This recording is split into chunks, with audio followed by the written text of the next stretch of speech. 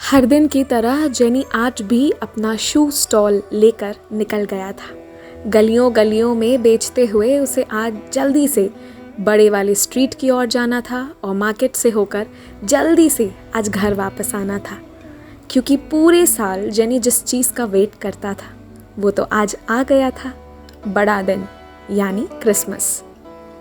तो आज जेनी के प्लान में बस इतना था कि चर्च वाले रोड से होते हुए उसे जब वहाँ से मार्केट जाना है तो पास वाले बेकर शॉप से एक अच्छी सी केक लेना है, क्योंकि पूरे साल जेनी हर दिन 10 रुपीज़ सेव करता था। पता है क्यों?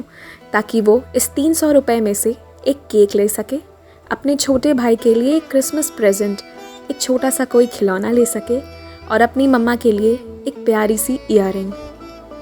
जेनी एक बहुत ही संभला हुआ, प्यारा सा, ईमानदार और मेहनती बच्चा था जो अपने घर की पूरी जिम्मेदारी बखूबी निभाता था।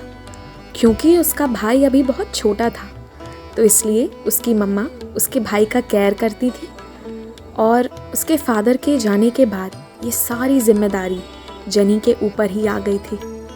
लेकिन जेनी जो था वो दिल से बिल्कुल शहंशाह था, साफ दिल का। जिंदगी परिस्थिति तो बहुत ही विपरीत लाकर रख दी थी, वो कहाँ से कहाँ आ गए थे। लेकिन फिर हिम्मत से और सुझबुझ से जेनी ने एक छोटा सा शू स्टॉल शुरू किया था। गली गली में जाता और ये प्यारे प्यारे शूज़, कोई रेड, कोई येलो, कोई ब्लू कलर के शूज़ बेचता। उसके शूज़ के प्राइस भी फिक्स्ड थे, 50 रुपीज़ ईच पेयर। और उसके हंसमुख और प्यारे स्वभाव के वजह से जेनी को बहुत सारा प्यार और आशीर्वाद भी मिलता था।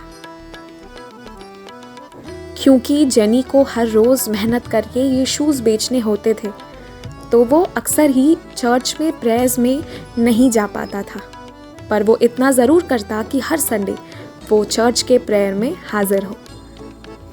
पार्क के कॉर्नर में जेनी, उसकी मम्मा और उसके भाई का एक छोटा सा घर था, एक रूम का घर जहाँ वो रहते थे। और चर्च के बगल में जो एक छोटा सा कैफ़े था, वहाँ उसकी मम्मा सुबह और शाम बस सफाई करने जाया करती थी। क्योंकि जेनी का भाई छोटा था तो उसकी रिस्पॉन्सिबिलिटी उसकी मम्मा लेती और जेनी घर संभालता। इनकम जेनी के थ्रू आता था, इसलिए ही वो इन शूज़ को बेच कर अपना घर चलाया करता था। पर 10 साल का ये जेनी दिलदार बहुत था। आज बड़े दिन जिसका वो पूरे साल इंतज़ार करता, क्योंकि आज उसे अपनी फेवरेट केक जो खाने को मिलती। और फिर चर्च के बाहर सैंटा भी तो आते थे जो प्यारे प्यारे प्रेजेंट्स लेकर आते थे। सारे बच्चे मिलकर आज चर्च ज़रूर जाते। ले लो शूज़ ले लो, ऐसे ही आवाज़ में जेनी आज खुशी से झूमते हुए अपने स्टॉल को लिए हुए इन गलियों से गुजर रहा था। एक simple and sorted jenny cake लिया और उसके बाद मार्केट से अपनी मम्मा की ईयररिंग्स और अपने भाई के लिए एक छोटा सा क्रिसमस प्रेजेंट भी लिया, जिसे उसने रेड कलर के रैपर से बहुत सुंदर से पैक कराया। और वहाँ से गुजरते हुए वो जा पहुँचा प्राचीन देवी मंदिर के किनारे, क्योंकि वहाँ अक्सर उसके शूज़ बहुत सारे लोग लेते थे। तो बस वो वहीं आज सोचा कि स्टॉल लगाऊंगा, थोड़ी देर आज यहीं बैठना है और उसके बाद फिर मस्त आज घर चले जाना है, क्योंकि आज तो है जेनी का फेवरेट क्रिसमस, बड़ा दिन। और सबसे खुशी की बात तो ये है कि आज क्रिसमस के दिन जीसस का जेनी को इतना प्यारा गिफ्ट मिला कि आज उसके स्टॉल से पूरे 10 पेयर शूज़ बिके थे। ऐसा आज से पहले कभी ना हुआ था कि एक ही दिन में पूरे 10 पेयर बिक जाएं। और जेनी बहुत खुश था। शाम के 3 बजने से पहले ही जेनी ने सोचा कि अब घर जाने का वक्त आ गया है, क्योंकि अब क्रिसमस वो सेलिब्रेट करेंगे। जब जेनी वापस जाने लगा, ट्रैफिक बहुत थी और इसके वजह से जेनी ने सोचा कि क्यों ना मैं पीछे वाले रास्ते से, जहाँ झुग्गी झोपड़ियाँ हैं, वहाँ से होते हुए मैं जल्दी से अपने घर को पहुँच जाऊँ, ताकि ये मेन रोड को आज स्केप करूँ, क्योंकि आज उसे और शूज़ नहीं बेचने थे उसे तो थी जल्दी बस अपने घर जाने की, पर किस्मत को तो शायद कुछ और ही मंजूर था। जेनी जब इस स्लम एरिया को पास कर रहा था तभी उसने देखा कि फुटपाथ पर एक फैमिली है, और एक नहीं ऐसी 2-3 फैमिलीज़ हैं जो ठंडे में यूं ही फुटपाथ पर अपने दिन गुजार रहे हैं। खाली पैर, कुछ थोड़े से कपड़े के साथ वो ऐसे ही उस ठंड में खड़े थे। और जेनी, जैसा कि मैंने आप सबको बताया, जिसका दिल बहुत उदार था, उसने सोचा कि जीसस का दिया हुआ उसके पास सब कुछ है। उसकी माँ है, उसके भाई हैं, और उसका ये प्यारा सा शू स्टॉल जो उसके सारे सपने पूरे करता है। तो क्यों ना आज बड़े दिन के दिन वो भी थोड़ी सी चैरिटी करे। यूँ तो उसकी फाइनेंशियल कंडीशन इतनी अच्छी ना थी कि वो चैरिटी करने का सोच भी सके, पर आज उसने सोचा कि जीसस को भी बहुत अच्छा लगेगा अगर आज बड़े दिन मैं इस फैमिलीज़ के लिए सांता क्लॉज बनूं।